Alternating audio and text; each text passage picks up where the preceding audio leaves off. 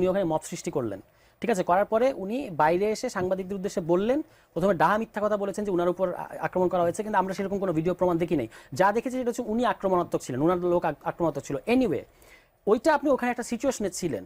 এবার টকশোতে এসে যখন একটা টকশো না একাধিক টকশোতে আপনি এসে আবার এদেরকে ফকিন্নির বাচ্চা ডাকাতের মতো দেখতে, হুইজ হাসনাত আব্দুল্লাহ, আর আপনি যদি বলেন যে হুইজ হাসনাত আব্দুল্লাহ, তাহলে কিন্তু অন্যরা প্রশ্ন করে যে হুইজ রুমিন ফারহানা। আপনি আমাকে বলেন যে রুমিন আপার মানে অ্যাচিভমেন্ট কি পলিটিক্সে, হ্যাঁ এই প্রশ্ন কিন্তু আসবে, আমরা সেই প্রশ্ন তুলতে চাই না।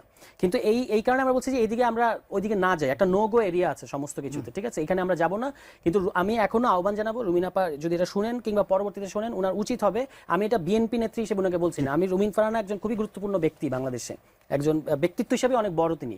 তার উচিত হবে, এটাতে কেউ সবাই ওনাকে অ্যাপ্রিসিয়েট করবে, সবাই ওনাকে স্বাগত জানাবে যদি উনি বলেন যে আমি এটা আগের মাথায় বলে ফেলেছি যে ডাকাতের বাচ্চা, ডাকাতের মতো দেখতে, কারো চেহারা নিয়ে আপনি এটা বলতে পারেন, এটা তো বলা ঠিক না। তারপর হচ্ছে আমরা ফকিন্নির বাচ্চা, এই দুটো জিনিস উনার উচিত যে আমি এটা উইথড্র করলাম, এটুকু উনি বললে দেখবেন যে অনেক কিছু। হুমায়রা তো মানে বয়স কম, উনি তো এটা বলে আপনার এই টক শোতে অন রেকর্ড তো ক্ষমা চেয়েছেন, এটা তো একটা বড় এক্সাম্পল। হাসনাত যেমন ওনার পক্ষ নিয়ে, রুমিন আপার পক্ষ নিয়ে যেমন একটা এক্সাম্পল সেট করেছেন, হুমায়রাও কিন্তু করেছে, এবং হুমায়রাকে তো কেউ এন্ডোর্স করে নাই। এখন রুমিন আপার হচ্ছে এখন মানে বল হচ্ছে রুমিন আপার দিকে।